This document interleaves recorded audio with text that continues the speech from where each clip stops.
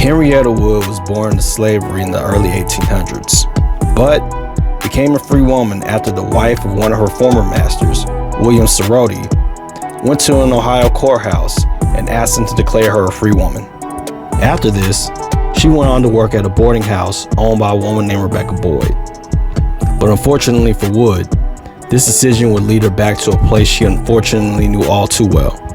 Thinking she was going on a trip with Boyd, Henrietta Wood was kidnapped and re-enslaved by a man named Zebulon Ward. And although Boyd was initially charged with the kidnapping, she was eventually cleared of any wrongdoing. The entire thing was a setup by the son and daughter-in-law of William Sorority. After she was kidnapped, she was held in a slave pen in Lexington, Kentucky. The paperwork that could prove that she was a free woman was lost in a courthouse fire in 1849. And, to make matters worse, due to the Fugitive Slave Act of 1850, she had no grounds for legal recourse. After a failed lawsuit that was brought forth by a sympathetic innkeeper, she was moved to Natchez, Mississippi, and worked at the plantation for the son of the Mississippi governor at the time, Gerard Brandon.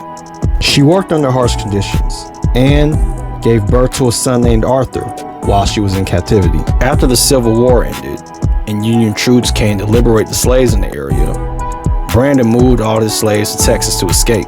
Wood remained enslaved to him until 1869, when she gained her freedom by signing an employment contract with the Brandon family. After that, she took her son and went back to the Cincinnati area. And then in 1870, she began the litigation process to sue her kidnapper in the Cincinnati federal court, asking for $20,000 in restitution.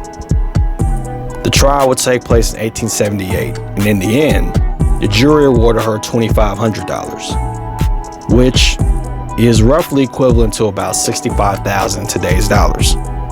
And, as it currently stands, remains the largest amount of reparations paid for slavery in United States history.